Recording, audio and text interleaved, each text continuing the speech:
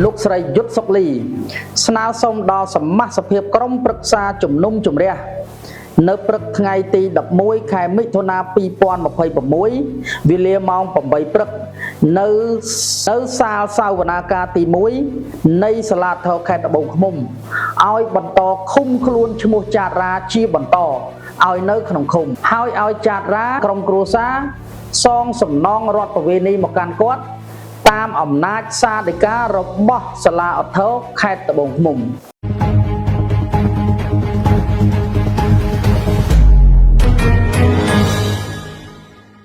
បាទជាបឋមសូមគោរពទៅដល់បងប្អូនទស្សនិកជនទាំងអស់ដែលនិយមតាមដានរាល់ការផ្សាយចេញពីអង្គភាពសារព័ត៌មានរស្មីអ្នកមាសបាទគណៈពេលនេះដែរគឺខ្ញុំសូមអត្ថាធិប្បាយពាក់ព័ន្ធទៅនឹងការស្នើសុំពីអ្នកមិញយុទ្ធសុកលីដែលរស់នៅភូមិព្រែកដំបូកក្រោមឃុំព្រែកដំបូកស្រុកស្រីសន្ធរខេត្តកំពង់ចាមគឺគាត់បានមកដល់អង្គភាពសារព័ត៌មានរស្មីអ្នកមាសយើងបានទទូចស្នើសុំឲ្យអង្គភាពយើងជួយចុះផ្សាយពាក់ព័ន្ធទៅនឹងករណីនៃការបាត់បង់ជីវិតរបស់កូនគាត់ករណីគ្រោះថ្នាក់ចរាចរណ៍បង្កដោយជនត្រូវចោទឈ្មោះចាតរាហើយជនត្រូវចោទនេះផងដែរគឺបច្ចុប្បន្នគឺនៅក្នុងឃុំនៅក្នុងពន្ធនាគារដោយមានការចាប់ខ្លួនយោងទៅតាមដីកាចាប់ខ្លួនរបស់ស្ថាប័នតុលាការហើយក្រោយពីមានការចាប់ខ្លួនបុគ្គលនេះទៅដាក់ពន្ធនាគារក្រោយមកក៏ក្រុមគ្រួសាររបស់ជនត្រូវចោទនោះបានដាក់ពាក្យស្នើសុំនៅក្រៅឃុំហើយក្រោយពីដាក់ពាក្យស្នើសុំនៅក្រៅឃុំក៏បានឃើញនៅលិខិតបាទដីកាកោះដើម្បីឲ្យទៅចូលរួមសវនាការនៅថ្ងៃទី11ខែមិថុនាឆ្នាំ2026វេលាម៉ោង8ព្រឹកនៅព្រឹកនេះហើយការផ្សាយព័ត៌មាននេះផងដែរគឺគាត់ស្នើសុំឲ្យសមាជិកភាពក្រុមប្រឹក្សាជំនុំជម្រះចំនួន5រូបទី1គឺឯកឧត្តមម៉ុងមុនីចរិយាប្រធានក្រុមប្រឹក្សាទី2គឺលោកស្រីខៀវផាណាចៅក្រមប្រឹក្សាទី3គឺលោកកុលប៉ុនចៅក្រមប្រឹក្សាទី4គឺលោកមាសវឌ្ឍនាតំណាងអាយកាទី5គឺលោកស្រីអេងណៃស៊ីមក្រឡាបញ្ជីសវនាការហើយសមាជិកភាពក្រុមប្រឹក្សាជំនុំជម្រះទាំង5រូបនេះគឺអ្នកស្រីយុទ្ធសុកលីស្នើសុំតាមរយៈប្រព័ន្ធផ្សព្វផ្សាយនៃអង្គភាពសារព័ត៌មានយើងឲ្យជួយស្វែងរកយុត្តិធម៌ជូនក្រុមគ្រួសារលោកស្រីផងព្រោះអីក្រុមគ្រួសារលោកស្រីគឺមានទុក្ខជាទម្ងន់ដោយសារមានការបាត់បង់នៅជីវិតបាទកូនអញ្ចឹងគឺជីវិតមនុស្សគឺសំខាន់ណាស់ហើយអ្វីដែលអ្នកប្រព្រឹត្តចេះតែចង់បន្តនៅក្រៅឃុំនេះខ្ញុំក៏មិនដឹងថាយ៉ាងម៉េចដែរសំខាន់ទៅលើស្ថាប័នច្បាប់តែបើសិនជាច្បាប់រកឃើញថាទោសទណ្ឌប៉ុណ្ណឹងហើយនៅតែបន្តឲ្យនៅក្រៅឃុំបានអានោះក៏មិនដឹងធ្វើម៉េចដែរព្រោះជាឆន្ទានុសិទ្ធិជាការសម្រេចចិត្តរបស់ស្ថាប័នតុលាការ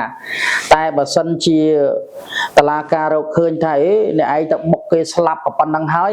នៅតែចង់នៅក្រៅឃុំបាទមិននៅក្នុងឃុំទៀតអាហ្នឹងខ្ញុំក៏មិនដឹងធ្វើមិនដែរក្រោយមកត្រូវចោតនេះដាក់ពាក្យស្នើសុំនៅក្រៅឃុំគឺលោកស្រីមិនសុខចិត្តនោះទេអញ្ចឹងស្នើសុំឲ្យសមាជិកភាពក្រុមប្រឹក្សាជំនុំជម្រះជួយស្វែងរកយុត្តិធម៌និងបន្តឃុំខ្លួនឈ្មោះចាតរាបន្តទៅទៀតហើយមួយទៀតគឺបង្គាប់ឲ្យចាតរានោះគឺសងសំណងបាទមកដើមមិនដឹងរដ្ឋប្រវេណីទៅតាមសាលក្រមសាលាដំបងនិងសាលដីការបស់សាលាធរគឺគាត់អត់ចង់បានអីលើសពីនឹងទេបើនៅដំណាក់កាលហ្នឹងតែបើសិនជាដំណាក់កាលនៃការប្តឹងជំទាស់នេះទៅនោះរហូតទៅដល់ការចំណាយពេលវេលាបន្តទៀតគឺលោកស្រីថាលែងទទួលយកនៅចំនួនសំណងប៉ុណ្ណេះហើយអានឹងនៅត្រឹមសាលាឧទ្ធរហើយបើសិនជាគាត់ព្រមសងប៉ុណ្ណឹងអានឹងគាត់ព្រមទទួលតែបើសិនជាលើសពីសាលាឧទ្ធរនៅតែបន្តក្តីទៅដល់សាលាកំពូលសាលាអីទៀតអានឹងគឺគាត់ថាគាត់លែងទទួលប៉ុណ្ណឹងហើយដោយសារគាត់បានរងគ្រោះរាប់ឆ្នាំហើយទើបតែស្ថាប័នតុលាការផ្ដល់ភាពយុត្តិធម៌ឲ្យគាត់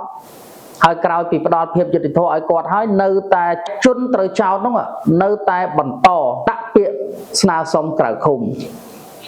ហើយដូច្នេះហើយបានធ្វើឲ្យលោកស្រីយុទ្ធសុកលីគាត់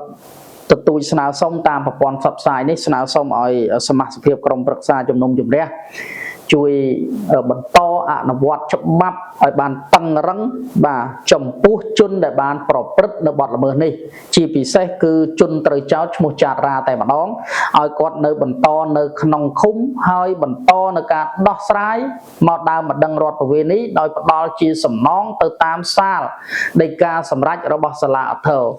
បាទអញ្ចឹងគឺការសំណូមពរនេះសង្ឃឹមថាក្រោយពីការផ្សព្វផ្សាយទៅគឺស្ថាប័នតុលាការខេត្តត្បូងឃ្មុំនឹងយល់ពីគោលបំណងរបស់លោកស្រីយុទ្ធសុកលីហើយមិនតែប៉ុណ្ណោះគឺលោកស្រីបានថ្លែងអំណរគុណយ៉ាងជ្រាលជ្រៅចំពោះស្ថាប័នតុលាការខេត្តកំពង់ចាមដែលបានផ្ដល់ភាពយុត្តិធម៌សម្រាប់គាត់ហើយនឹងសាលាឧទ្ធរខេត្តត្បូងឃ្មុំដែលបានផ្ដល់ភាពយុត្តិធម៌ជូនគាត់នៅពេលកន្លងមកផងដែរអញ្ចឹងហើយគឺគាត់ស្នើសុំឲ្យបន្តផ្ដល់ភាពយុត្តិធម៌ចំពោះគាត់បន្តទៅទៀតបាទព្រោះអីគាត់អរគុណមែនទែនបើគ្មានស្ថាប័នតុលាការដែលផ្ដល់ភាពយុត្តិធម៌បែបនេះទេគឺជនត្រូវចោទរូបនេះគឺនៅតែបន្តនៅក្រៅឃុំរហូតដល់មានការដាក់ពាក្យទៅសាលាឧទ្ធរហើយសាលាឧទ្ធរមានសុភវិនិច្ឆ័យរកឃើញថាជននោះគឺមិនអាចនៅក្រៅឃុំបានទេបានចេញដីកាឲ្យចាប់ខ្លួន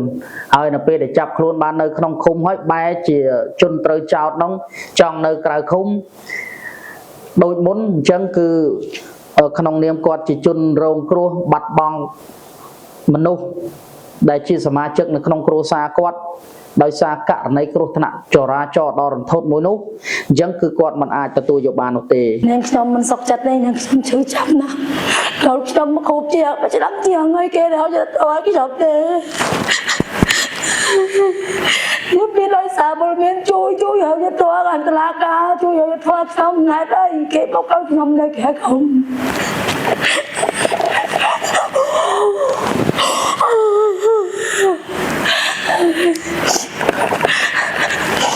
គេមកក៏ប្រៀបខ្ញុំដល់ផ្ទះគេដល់ខ្ញុំដល់ពេលមិនដឹងតែគេលោកដល់កូនខ្ញុំស្លាប់មួយទាំងមូល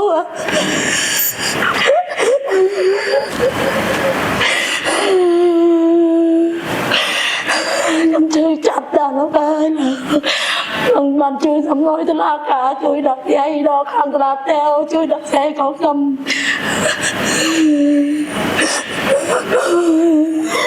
ហើយក្រោយពីការផ្សព្វផ្សាយប្រសិនបើមានភាគីពាក់ព័ន្ធចង់បកស្រាយចង់បន្ថែមនៅខ្លឹមសារអីទៀតហើយគិតថាការផ្សាយនឹងទៅខុសឬត្រូវលើសលួសយ៉ាងណានោះអាចផ្ដល់ព័ត៌មានឆ្លើយតបនឹងការបកស្រាយជូនមកដល់អង្គភាពយើងរៀងរាល់ម៉ោងធ្វើការដោយយោងពីច្បាប់ស្ដីពីរបបសារព័ត៌មាននិងធម្មនុញ្ញវិជ្ជាជីវៈសារព័ត៌មានបាទសូមអរគុណសូមគោរពលាព័ត៌មានរស្មីនាគមាព័ត៌មានរស្មីនាគមាព័ត៌មានពិតគ្រប់ទីកន្លែងមានទទួលធ្វើក្បាលកម្មវិធីផ្សព្វផ្សាយពាណិជ្ជកម្មនិងត្រូវការជ្រើសរើសភ្នាក់ងារយកព័ត៌មាន25ខេត្តក្រុងផងដែរព័ត៌មានលម្អិតសូមទំនាក់ទំនងមកកាន់ទូរស័ព្ទលេខ012 89 40 15 015 89 40 15 088 88 73 666 សូមអរគុណ